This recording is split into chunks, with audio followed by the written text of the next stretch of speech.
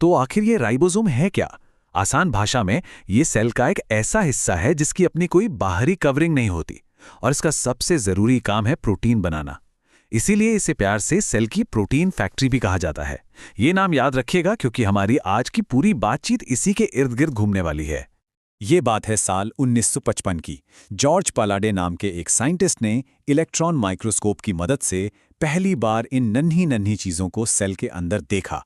और ये खोज कोई छोटी मोटी बात नहीं थी। इसने बायोलॉजी की दुनिया में एक क्रांति ला दी, क्योंकि पहली बार ये पता चला था कि प्रोटीन असल में बनते कहाँ हैं। पर चलिए अब इसकी बनावट को समझते हैं। इसके दो मेन पार्ट्स हैं। छोटी वाली यूनिट एक ब्लूप्रिंट रीडर की तरह काम करती है। ये mRNA यानी मैसेंजर आरएनए पर लिखे जेनेटिक कोड को पढ़ती है, जिसमें प्रोटीन बनाने की पूरी रेसिपी होती है। फिर आती है बड़ी यूनिट, जो कि एक मास्टर असेंबलर है। ये उस रेसिपी के हिसाब से अमीनो एसिड्स को एक एक करके सही ऑर्डर में जोड़ती जाती है और बस देखते ही देखते एक पूरी प्रोटीन की चेन तैयार हो जाती है। यहाँ देखिए, राइबोसोम के दो मेन मॉडल्स हैं।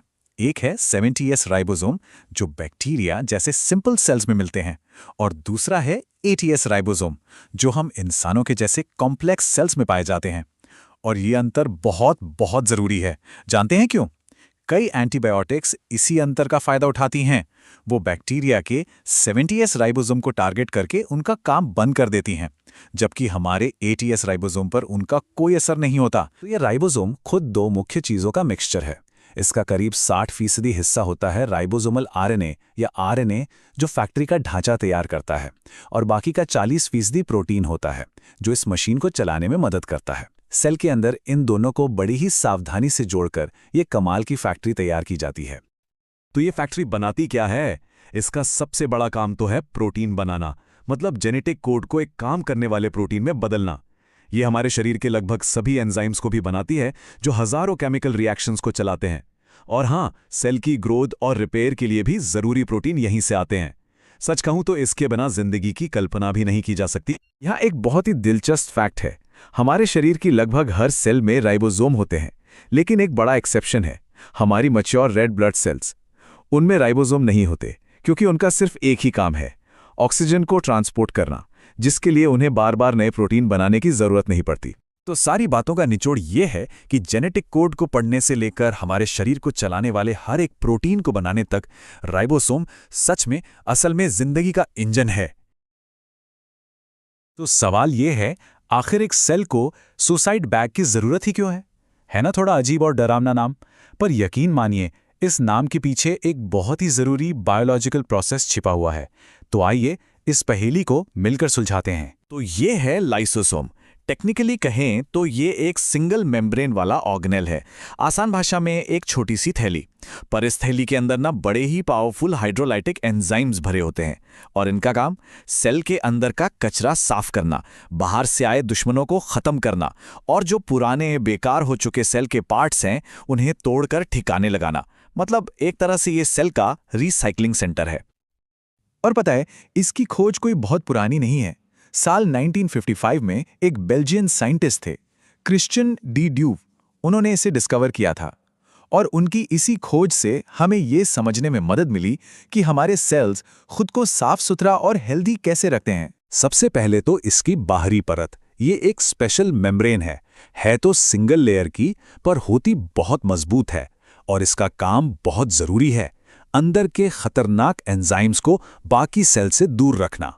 क्योंकि सोचिए, अगर ये झिल्ली फट गई तो वो एंजाइम्स पूरी की पूरी सेल को ही डाइजेस्ट कर जाएंगे। अब आती है वो चीज जो इसे वाकई में स्पेशल बनाती है, इसका पीएच लेवल। लाइसोसोम के अंदर का माहौल बहुत बहुत ज्यादा एसिडिक होता है, करीब 4.5 पीएच, मतलब नींबू के रस जितना एसिडिक। और ये एसिडिक माहौल इसके काम करने के लिए बिल्कुल जरूरी है। और इसी एसिडिक माहौल में एक्टिवेट होता है इसका सबसे बड़ा हथियार, डाइजेस्टिव एंजाइम्स का एक जबरदस्त कॉकटेल। इसमें क्या क्या है? प्रोटीएज है जो प्रोटीन्स को तोड़ता है, लाइपेज है जो फैट्स को पचाता है, न्यूक्लियस है जो डीएनए आरएनए जैसे न्यूक्लिक एसिड्स का काम तमाम करता है, और कार्बोहाइड्रेट्स जो कार्बोहाइड्रेट्स को निपटाता है।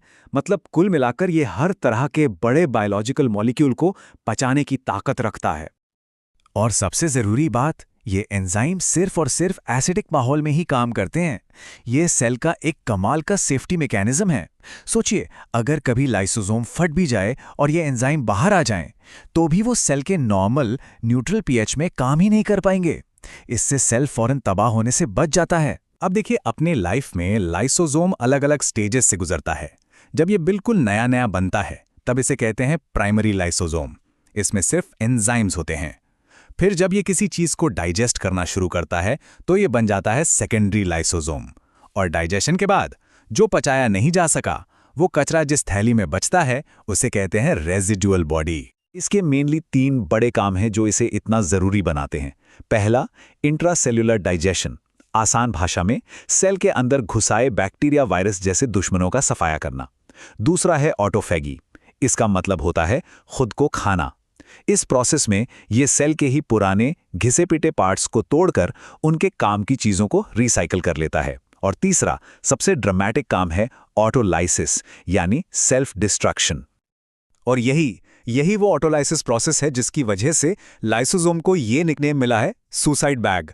जब कोई सेल बहुत ज्यादा डैमेज हो जाता है या मरने वाला होता है तो उसके सारे लाइसोसोम एक साथ फट जाते हैं और अपने एंजाइम से पूरी की पूरी सेल को ही डाइजेस्ट कर लेते हैं। ये एक तरह का प्रोग्राम। तो सवाल ये है कि वो क्या चीज है जो हमारे दिमाग को सोचने और हमारी मसल्स को मूव करने की पावर देती है। इसका जवाब एक ऐसे छोटे से पावर प्लांट में है जो हम सबके अंदर मौजूद है। तो चलिए मिलते हैं हमारी कहानी के हीरो से, माइटोकॉन्ड्रिया। अरे हाँ, स्कूल की किताबों का वही famous powerhouse of the cell. अब ये नाम इसे मिला क्यों? क्योंकि यहीं पर बनता है एटीपी। एटीपी को आप बस एक तरह की रिचार्जेबल बैटरी समझिए, जो हमारी कोशिकाओं के हर काम को पावर देती है। वैसे इसका नाम भी बड़ा दिलचस्प है। ये ग्रीक भाषा से आया है। माइटोस मतलब धागा और कॉन्ड्रियन मतलब कण। ऐसा इसलिए क्योंकि जब इसे पहली बार माइक्रोस्कोप में देखा गया तो ये धागे जैसे कणों की तरह ही दिख रहा था। 1898 में साइंटिस्ट कार्ल बेंडा ने इसे ये नाम दिया और देखिए 100 साल से भी ज्यादा हो गए और हम आज भी इसके रहस्यों को समझ ही रहे हैं। पर एक बात है जो बहुत मजेदार है, हर सेल में माइटोकॉन्ड्रिया का नंबर एक जैसा नहीं होता। ये पूरी तरह इस बात पर डिपेंड करता है कि उस सेल को एनर्जी की कितनी जरूरत है। जैसे कि हमारी मसल्स की सेल्स जो इतना काम करती हैं, उनमें हजारों माइटोकॉन्ड्रिया होते हैं, लेकिन हमारे रेड ब्लड सेल्स में एक भी नहीं, 0। चलिए इसकी बनावट को समझते हैं, बिल्कुल बाहर से अंदर की तरफ। तो हमारी यात्रा शुरू होती है सबसे बाहरी लेयर से, जिसे कहते हैं आउटर मेम्ब्रेन। आप इसे माइटोकॉन्ड्रिया का पहला सिक्योरिटी गार्ड या फिर बाहरी दीवार भी कह सकते हैं। अब ये जो बाहरी दीवार है ना, ये काफी कह सकते हैं खुली हुई है। ये एकदम स्मूथ और परमिएबल होती है, जिसका मतलब है कि छोटे छोटे मॉलिक्यूल्स आसानी से अंदर बाहर आ जा सकते हैं। ये होता है पोरिन नाम के कुछ खास प्रोटीन्स की वजह से, जो एक तरह से बड़े दरवाजों का काम करते हैं ताकि फ्यूल और बाकी जरूरी सामान अंदर आ सकें। चलिए अब एक लेयर और अंदर चलते हैं। हम पहुंच गए हैं इनर मेम्ब्रेन पर, और मैं बता दूं, असली जादू यहीं पर होता है। ये जो इनर मेम्ब्रेन है, ये आउटर मेम्ब्रेन से बिल्कुल अलग है। ये एक बहुत ही सख्त गार्ड की तरह है, बहुत सिलेक्टिव। ये हर किसी को अंदर आने की इजाजत नहीं देती। और इसकी सबसे खास बात क्या है पता है? इसकी बनावट। ये अंदर की तरफ कई बार फोल्ड हुई होती है, मुड़ी हुई होती है। इन फोल्ड्स को कहते हैं क्रिस्टे, और यही वो जगह है जहां एनर्जी बनाने वाली असली मशीनरी लगी हुई है, इलेक्ट्रॉन ट्रांसपोर्ट सिस्टम। और अब हम माइटोकॉन्ड्रिया के बिल्कुल सेंटर में पहुंच गए हैं। इस जगह को कहते हैं मैट्रिक्स। ये एक लिक्विड, एक तरल पदार्थ से भरा हुआ हिस्सा है। ये जो लिक्विड सेंटर है यानी मैट्रिक्स, ये जरूरी एंजाइम्स का एक तरह का सूप है। लेकिन सबसे हैरान करने वाली चीज जो यहाँ मिलती है वो है इसका खुद का डीएनए, आरएनए और प्रोटीन बनाने वाली मशीनरी यानी राइबोसोम्स। जी हाँ, आपने सही सुना। इसने सेल के अंदर अपनी एक छोटी सी सेल्फ सफिशिएंट दुनिया बसा रखी है। अगर हम इसकी केमिकल बनावट देखें तो ये करीब 70% प्रोटीन और 30% लिपिड से बना है।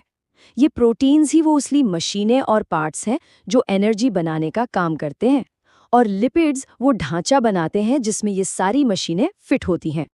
और अब आता है सबसे ज़रूरी पॉइंट। माइटोकॉन्ड्रिया सेमी ऑटोनॉमस होते हैं, मतलब अर्धस्वायत्त। इसका मतलब ये है कि उनके पास अपना खुद का डीएनए और राइबोसोम्स हैं, जिससे वो अपने कुछ प्रोटीन्स खुद बना सकते हैं। सोचिए, वो सेल के अंदर रहते हुए भी एक हद तक आत्मनिर्भर हैं। कमाल है ना? तो अगर इसका अपना डीएनए है, तो एक बहुत ही दिलचस्प सवाल खड़ा होता है। ये यूनिक माइटोकॉन्ड्रियल डीएनए हमें हमारे पेरेंट्स में से किससे मिलता है, माँ से या पिता से? और इसका जवाब है सिर्फ और सिर्फ माँ से।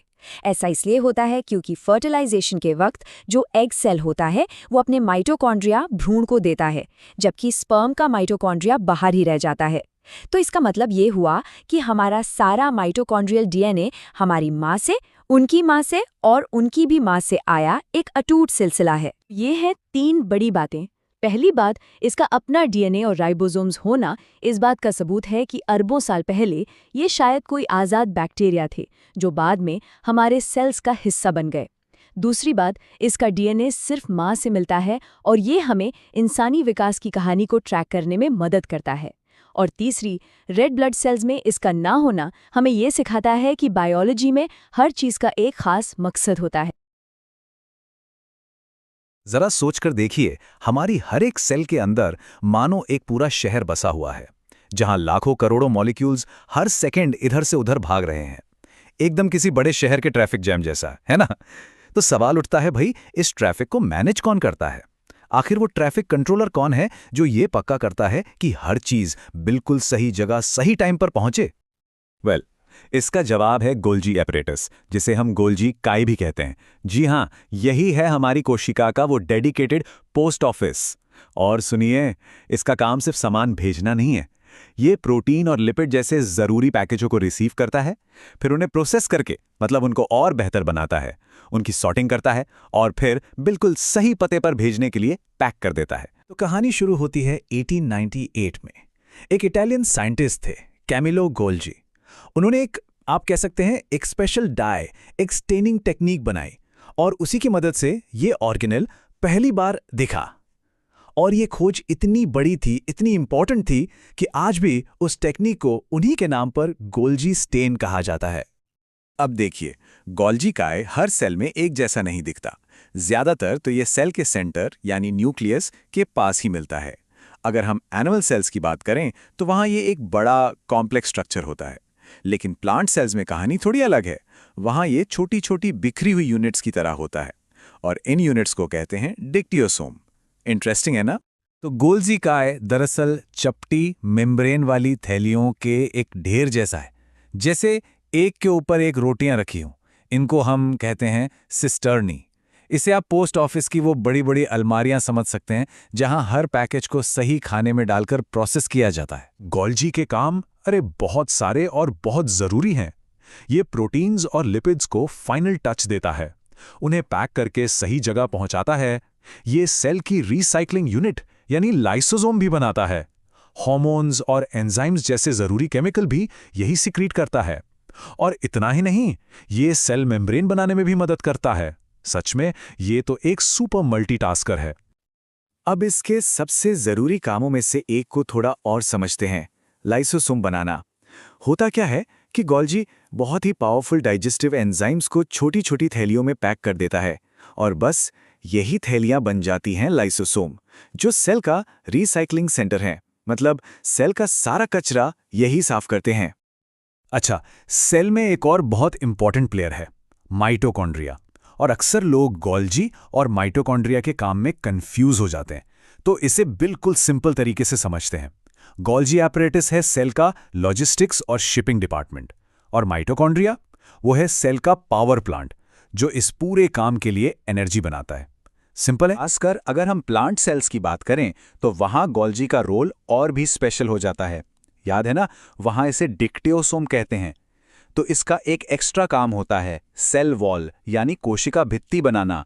ये पेक्टिन और हेमीसेलुलोज जैसे मटेरियल बनाता है, जिनसे पौधे को उसका स्ट्रक्चर और मजबूती मिलती है। तो इस सारी बातचीत से जरूरी बातें क्या हैं जो हमें याद रखनी है? पहली बात, इसका निकनेम सेल का पोस्ट ऑफिस। दूसरी, प्लांट सेल्स में इसका स्पेशल नाम डिक्टियोसोम। तीसरी, इसका एक सुपर इंपॉर्टेंट काम लाइसोसोम बनाना। और चौथी, ये टीम प्लेयर है, हमेशा अपने पार्टनर एंडोप्लाज्मिक रेटिकुलम यानी ईआर के साथ मिलकर काम करता है। और अगर इस पूरे काम को सिर्फ एक लाइन में कहना हो तो वो ये होगी। चलिए देखते हैं कि ये हमारी अपनी इमारत अंदर से आखिर दिखती कैसी है। हमारे शरीर में कुल कितनी हड्डियां हैं? 206। लेकिन ये सिर्फ एक नंबर नहीं है। असल में ये एक बेहद जटिल इंजीनियरिंग है जो हमें चलने, दौड़ने और जीने की ताकत देती है। अब इन 206 हड्डियों को आसानी से समझने के लिए सोचिए कि इन्हें 2 टीमों में बांटा गया है। पहली टीम है उपांगी कंकाल, जिसमें हमारे हाथ पैर की हड्डियां आती हैं, मतलब वो हिस्से जो हमें दुनिया से इंटरैक्ट करने में मदद करते हैं। और दूसरी टीम जो आज की हमारी स्टार है वो है अक्षीय कंकाल। ये हमारे शरीर का मुख्य स्तंभ है जिसमें ठीक 80 हड्डियां हैं और ये हमारे सबसे जरूरी अंगों की हिफाजत करता है। अक्सर लोगों को लगता है कि खोपड़ी बस एक ही हड्डी है, पर यहाँ एक मजेदार बात है। ये 22 अलग अलग हड्डियों से बना एक जिगसॉ पजल है। इनमें से 8 हड्डियां मिलकर हमारे दिमाग का मजबूत किला बनाती हैं और बाकी की 14 हमारे चेहरे को वो खास शक्ल देती हैं जो हम सबकी पहचान है। ये हैं हमारे दिमाग के 8 बॉडीगार्ड्स। सामने की फ्रंटल हड्डी, ऊपर की पैराइटल, साइड की टेम्पोरल और पीछे की ऑक्सीपिटल। ये सब मिलकर एक ऐसा मजबूत कवच बनाती हैं जिसे तोड़ना लगभग नामुमकिन है। और अब बात करते हैं उन 14 हड्डियों की जो हमारे चेहरे को एक पर्सनालिटी देती हैं। हमारी नाक की नेजल हड्डियां, हमारे गालों की जाइगोमेटिक हड्डियां और हमारा मजबूत जबड़ा यानी मैंडिबल।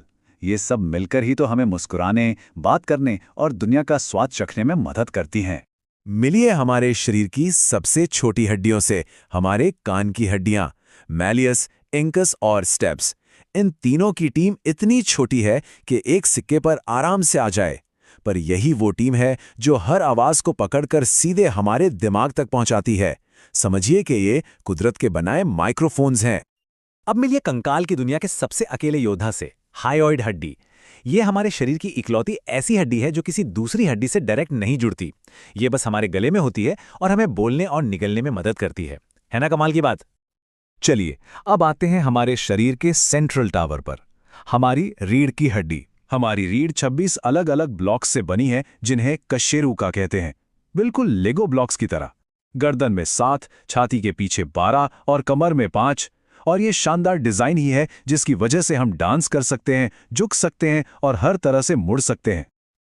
और अब हमारे टूर का ग्रैंड फिनाले, वक्ष पिंजर। ये है हमारे शरीर का असली किला जो हमारे सबसे कीमती खजानों, मतलब हमारे धड़कते दिल और सांस लेते फेफड़ों की रक्षा करता है। इस किले की दीवारें बनी हैं 12 जोड़ी पसलियों से और सामने एक मजबूत सा गेट है जिसे स्टर्नम कहते हैं। ये 25 हड्डियां मिलकर एक ऐसा सुरक्षा घेरा बनाती हैं जो हमारे अंगों को किसी भी भारी चोट से बचाता है। तो चलिए फटाफट एक बार फिर से गिनती कर लेते हैं। खोपड़ी की 22, कानों की 6, अकेली हायोइड की 1, रीढ़ की 26 और वक्ष पिंजर की 25 हड्डियां। और इन सबको मिलाकर टोटल हुआ 80। यही है हमारे अक्षीय कंकाल का मैजिक नंबर 126। ये जो नंबर है ना, ये असल में हमारे शरीर के उन सभी हिस्सों की हड्डियों की गिनती है जो हमें चलने फिरने में मदद करते हैं, मतलब हमारे हाथ और पैर। सबसे पहले बात करते हैं पेक्टोरल गर्डल की, यानी कंधा पट्टिका। इसे ना अपने हाथों के लिए एक डॉकिंग स्टेशन समझिए। बिल्कुल वैसे ही जैसे कोई स्पेसशिप स्पेस स्टेशन से जुड़ता है, हमारे हाथ भी इसी डॉकिंग स्टेशन के जरिए हमारे धड़ से जुड़ते हैं और इसी से उन्हें मिलती है मजबूती भी और घूमने फिरने की आज़ादी भी। और ये जो डॉकिंग स्टेशन है, ये कुल 4 हड्डियों से बना है। 2 तो हैं हमारी हसली, जिन्हें कॉलर बोन भी कहते हैं, ये सामने की तरफ होती हैं, और 2 हैं स्कैप्यूला, मतलब कंधे की वो चौड़ी तिकोनी हड्डियां जो हमारी पीठ पर होती हैं। ये चारों मिलकर एक बहुत ही मजबूत बेस तैयार करते हैं। अब तैयार हो जाइए एक हैरान करने वाले नंबर के लिए, 60। जी हाँ, 60। हमारे दोनों हाथों में कंधे से लेकर उंगलियों के पोरों तक कुल 60 हड्डियां हैं। अगर हम हाथ को देखें तो कंधे से कोहनी तक एक लंबी हड्डी है जिसे ह्यूमरस कहते हैं। फिर कोहनी से कलाई तक 2 हड्डियां हैं, रेडियस और अल्ना। और यही तीनों हड्डियां मिलकर हमारे हाथ को वो मजबूती देती हैं जिससे हम काम करते हैं और उसे घुमा भी पाते हैं। अब आते हैं कलाई पर। जरा सोचिए, ये जो छोटा सा जोड़ है ना, ये 8 छोटी हड्डियों से बना है। मतलब दोनों कलाइयों में हो गई कुल 16 हड्डियां। क्या कमाल की इंजीनियरिंग है। यही कॉम्प्लेक्स बनावट हमारी कलाई को इतना फ्लेक्सिबल बनाती है कि हम उसे हर दिशा में घुमा सकते हैं। सच में ये एक अजूबा है। तो चलिए हाथों का पूरा हिसाब लगाते हैं। 16 हड्डियां कलाइयों की, 10 हथेली की और 28 उंगलियों की। कुल मिलाकर हो गई 54 हड्डियां। और यही 54 हड्डियां हैं जिनकी वजह से हम लिख पाते हैं, चीजें पकड़ पाते हैं और हर चीज को महसूस कर पाते हैं। अब बारी है पेल्विक गर्डल की, यानी श्रोणी पट्टी का। याद है हाथों का डॉकिंग स्टेशन? बस वैसे ही ये हमारे पैरों का मजबूत एंकर या आधार है। इसमें होती हैं सिर्फ 2 कूल्हे की हड्डियां, लेकिन एक बहुत मजेदार बात है, जब हम पैदा होते हैं ना तो ये 3 अलग-अलग हड्डियां होती हैं, इलियम, इशियम और प्यूबिस। और फिर जैसे जैसे हम बड़े होते हैं ये तीनों जुड़कर एक सिंगल मजबूत हड्डी बन जाती हैं, ताकि ये चलने दौड़ने का प्रेशर झेल सके। और ये देखिए वही नंबर फिर से आ गया, 60। क्या कमाल की सिमेट्री है ना? जैसे हमारे दोनों हाथों में 60 हड्डियां थी, ठीक वैसे ही हमारे दोनों पैरों में भी 60 हड्डियां हैं। हमारे पैरों की जो मेन बनावट है वो इन हड्डियों से होती है। सबसे पहले फीमर, ये हमारी जांघ की हड्डी है और शरीर की सबसे लंबी और सबसे मजबूत हड्डी भी। फिर है पटेला, यानी घुटने की कटोरी, जो हमारे जोड़ को बचाती है।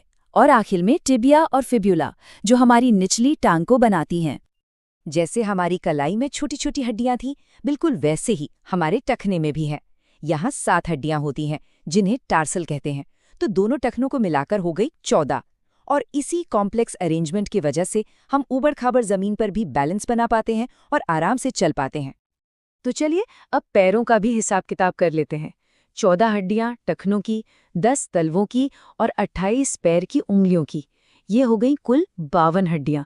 और यही 52 हड्डियां मिलकर वो मजबूत फाउंडेशन बनाती हैं जिस पर हमारे शरीर का पूरा वजन टिका होता है। लेकिन ठहरिए, कहानी अभी खत्म नहीं हुई। ये तो सिर्फ आधी कहानी है। ये जो 126 उपांगी हड्डियां हैं ना, ये हमारे अक्षीय कंकाल यानी एक्सियल स्केलेटन की 80 हड्डियों से जुड़ती हैं। नमस्कार। कभी सोचा है कि हम जो एक निवाला खाते हैं वो हमारे शरीर के अंदर लगभग 30 फीट का लंबा सफर तय करता है? जी हाँ, आज हम उसी हैरान कर देने वाले और कह सकते हैं बड़े ही जटिल सफर के बारे में जानेंगे। तो सफर की शुरुआत होती है मुख गुहा यानी हमारे मुंह से। अब यहाँ सिर्फ चबाने का काम नहीं होता। जैसे ही दांत खाने को तोड़ते हैं ना, हमारी लार मतलब सलाइवा उसमें मिल जाती है। और मजे की बात यह है कि इस लार में खास एंजाइम्स होते हैं जो स्टार्च को पचाने का काम वहीं के वहीं शुरू कर देते हैं। मुंह के बाद खाना पहुंचता है ग्रसनी यानी फैरिंग्स में। इसे आप एक चौराहा समझिए, एक ऐसा क्रॉसरोड जहां से खाने और सांस दोनों के रास्ते अलग होते हैं। और इस चौराहे पर एक ट्रैफिक पुलिस वाला भी है, नाम है एपिग्लॉटिस। ये एक छोटा सा ढक्कन है जो पक्का करता है कि खाना गलती से सांस की नली में ना चला जाए। बड़ा जरूरी काम है इसका। अच्छा, अगला पड़ाव है ग्रास नली, ईसोफेगस। ये बस एक रास्ता है, एक पाइप समझिए, जो खाने को सीधा पेट तक ले जाती है। यहाँ कोई डाइजेशन वगैरह नहीं होता, ये सिर्फ एक डिलीवरी चैनल है। और फिर खाना पहुंचता है आमाशय यानी हमारे पेट में। अब पेट को आप एक एसिड से भरा हुआ मिक्सर ग्राइंडर मान सकते हैं। यहाँ बहुत पावरफुल हाइड्रोक्लोरिक एसिड होता है जो खाने में मौजूद कीटाणुओं को तो खत्म करता ही है, साथ ही प्रोटीन को तोड़ना भी शुरू कर देता है। पेट के बाद खाना उस जगह पहुंचता है जहां असली काम होता है, असली जादू यानी छोटी आंत में। ये डाइजेशन का पावर हाउस है। सच में यहीं पर खाना अपने सबसे छोटे और सबसे यूजफुल फॉर्म में टूटता है। यहीं छोटी आंत में ही हमारे खाने के तीनों मेन कंपोनेंट्स कार्बोहाइड्रेट्स, प्रोटीन्स और फैट्स पूरी तरह से मतलब कंप्लीटली पच जाते हैं। और ये काम छोटी आंत अकेले नहीं करती, लिवर और पैंक्रियास से आने वाले पाचक रस इसकी पूरी मदद करते हैं। तो ठीक है, खाना तो टूट गया, पर अगला स्टेप है उन पोषक तत्वों को शरीर तक पहुंचाना। और ये काम करती हैं छोटी आंत की दीवारों पर मौजूद लाखों छोटी छोटी उंगलियों जैसी, जिन्हें विलाई कहते हैं। ये विलाई एक स्पंज की तरह काम करके सारे पोषक तत्वों को सोखकर सीधा हमारे खून में भेज देती हैं। कमाल है। अब जो खाना पच नहीं पाता वो आगे बड़ी आंत में चला जाता है। यहाँ एक बात ध्यान रखने वाली है कि यहाँ कोई डाइजेशन नहीं होता। इसका मेन काम है जो बचा हुआ वेस्ट है उसमें से पानी और जरूरी सॉल्ट्स को वापस सोख लेना। समझिए, ये एक तरह का वाटर रिक्लेमेशन सेंटर है। और आखिर में जो कुछ भी बचा वो ठोस वेस्ट मलाशय यानी रेक्टम में जमा हो जाता है और फिर गुदा यानी एनस के जरिए शरीर से बाहर निकल जाता है। और बस इसी के साथ हमारे खाने का ये लंबा सफर पूरा होता है। देखिए, पाचन तंत्र ये सारा काम अकेले नहीं करता। पर्दे के पीछे एक बहुत जरूरी सपोर्ट क्रू भी है, और ये है वो सहायक टीम जो एक साथ मिलकर काम करती है। देखिए, लार ग्रंथियां तो मुंह में ही अपना काम शुरू कर देती हैं। लिवर जो है वो फैट को पचाने के लिए बाइल बनाता है जो गॉल ब्लैडर में स्टोर होता है। और पैंक्रियाज वो तो एक ऐसा पावरफुल जूस बनाता है जो हर तरह के खाने को पचा सकता है। सच में एक परफेक्ट टीम वर्क है। तो शुरुआत एक सवाल से करते हैं। हमारे शरीर में वो सबसे पावरफुल सिस्टम कौन सा है? मतलब कौन है जो हमारे हर एक ख्याल, हर एक मूवमेंट, यहां तक कि हर धड़कन को कंट्रोल करता है? जरा सोचिए इस बारे में। और जवाब है हमारा नर्वस सिस्टम, यानी तंत्रिका तंत्र। इसे ऐसे समझिए जैसे ये हमारे शरीर का कमांड सेंटर है, बिल्कुल एक कंपनी के सीईओ की तरह, जो सारे डिपार्टमेंट से जानकारी लेता है, बड़े बड़े फैसले करता है और ये पक्का करता है कि सब कुछ एकदम सही तरीके से चलता रहे। और पता है इसकी सबसे कमाल की बात क्या है? इसका दायरा। ये कितना कुछ संभालता है। ये सिर्फ सोचने समझने का काम नहीं करता, ये तो बाहर की दुनिया से सिग्नल ले रहा है, जैसे गर्मी, सर्दी, और अंदर से भी, जैसे भूख लगना। फिर यह सारी इंफॉर्मेशन को प्रोसेस करता है और बॉडी को बताता है कि अब आगे क्या करना है। मतलब ये कोऑर्डिनेशन का एक ऐसा लेवल है जो सच में हैरान कर देता है। मोटे तौर पे इसके 3 मेन डिवीजन हैं। पहला है सेंट्रल नर्वस सिस्टम यानी सीएनएस, जो कि हेडक्वार्टर्स है। इसमें दिमाग और स्पाइनल कॉर्ड आते हैं। दूसरा है पेरिफेरल नर्वस सिस्टम या पीएनएस, जो फील्ड एजेंट्स की तरह है, जो हेडक्वार्टर्स से मैसेज लेकर बाकी शरीर तक पहुंचाते हैं। और फिर आता है ऑटोनॉमिक नर्वस सिस्टम यानी एएनएस। यह है सिस्टम का ऑटो पायलट, जो वो सारे काम संभालता है जिनके बारे में हमें सोचना भी नहीं पड़ता। लेकिन इन डिविजन्स को समझने से पहले ना, हमें इसकी सबसे बुनियादी चीज को समझना होगा। वो है न्यूरॉन। ये इस पूरे शानदार नेटवर्क का बिल्डिंग ब्लॉक है। हर एक न्यूरॉन एक छोटे मैसेंजर यानी संदेशवाहक की तरह काम करता है। अब देखिए, दिमाग के अंदर भी अलग अलग डिपार्टमेंट्स हैं। सेरेब्रम को हमारी थिंकिंग कैप कह सकते हैं। ये हमारी इंटेलिजेंस और मेमोरी को संभालता है। फिर आता है सेरिबेलम, जो बैलेंस और कोऑर्डिनेशन का काम देखता है, जिसकी वजह से हम बिना गिरे चल फिर पाते हैं। और मेडुला, ये उन जरूरी कामों को मैनेज करता है जो अपने आप होते रहते हैं, जैसे दिल का धड़कना और सांस लेना। और फिर है स्पाइनल कॉर्ड यानी मेरुरज्जु। इसे दिमाग और बाकी शरीर के बीच का मेन इंफॉर्मेशन सुपर हाईवे समझिए। ये सिर्फ मैसेज को लाता ले जाता नहीं है, बल्कि इमरजेंसी सिचुएशन में एक सेंटर की तरह भी काम करता है। इस पर हम अभी थोड़ी देर में बात करेंगे। तो ऑटोनॉमिक नर्वस सिस्टम यानी एएनएस के 2 हिस्से हैं जो एक दूसरे से बिल्कुल उलट काम करते हैं।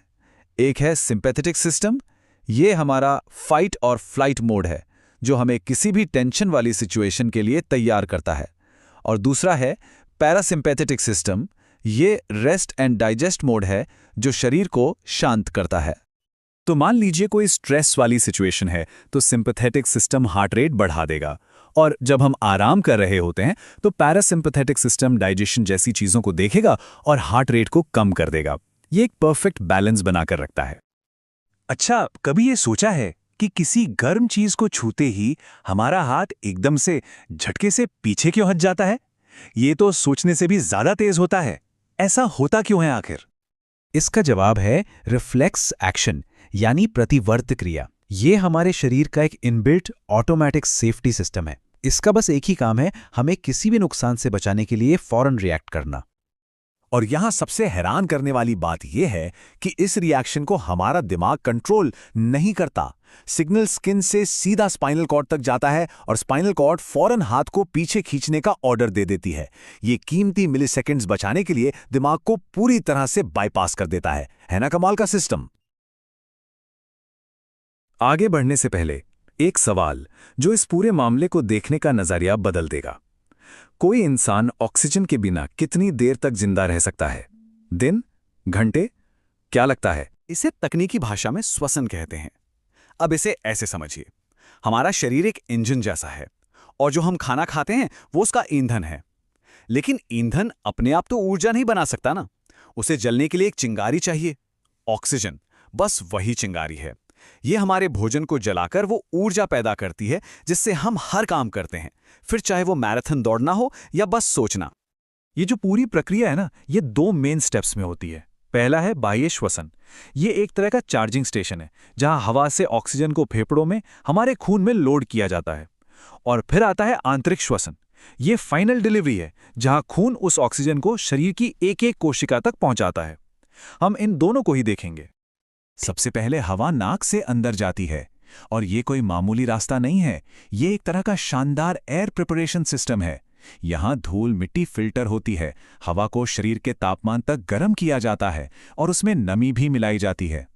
वहां से ये ग्रसनी से गुजरकर कंठनाली यानी हमारे वॉइस बॉक्स तक पहुंचती है, जो उसे सही रास्ते पर आगे भेज देती है। अब हवा गले से नीचे उतरकर एक सुपर हाईवे पे पहुंच चुकी है जो सीधे फेफड़ों की तरफ जाता है। हवा हमारी श्वास नली यानी विंड पाइप से नीचे जाती है। फिर ये पाइप 2 मेन ब्रांचेस यानी श्वसनी में बढ़ जाता है, हर फेफड़े के लिए एक। और फेफड़ों के अंदर तो ये बंटवारा जैसे रुकता ही नहीं। ये श्वसनी बार बार बंटकर और भी ज्यादा छोटी छोटी नलियों में बदल जाती हैं, जिन्हें श्वसनिकाएं कहते हैं, और एक बहुत बड़ा नेटवर्क बना लेती हैं। और पता है इस विंड पाइप के बारे में सबसे मजेदार बात क्या है? इसकी बनावट। इसमें सी के आकार के छल्ले होते हैं, बिल्कुल वैक्यूम क्लीनर के पाइप की तरह। ये छल्ले इस बात को पक्का करते हैं कि हवा का ये पाइप कभी भी पिचके नहीं, चाहे हम कितनी भी जोर से सांस क्यों ना ले। कितना शानदार डिजाइन है ना? इन हजारों छोटी छोटी शाखाओं के आखिर में है लाखों करोड़ों हवा की थैलियां, अंगूर के गुच्छों जैसी। इन्हें वायुकोश या एल्वियोली कहते हैं। इन्हें फेफड़ों का कार्गो एक्सचेंज टर्मिनल समझिए, जहां ऑक्सीजन को खून की गाड़ी में लोड किया जाता है और कार्बन डाइऑक्साइड को अनलोड करके बाहर भेज दिया जाता है। इनका डिजाइन वाकई कमाल का है। इनकी दीवारें इतनी ज्यादा पतली होती हैं, सिर्फ एक कोशिका जितनी मोटी, और ये खून की बारीक नसों के घने जाल में लिपटी होती हैं। तो देखिए, इस पूरे ऑपरेशन का इंजन है हमारा डायाफ्राम।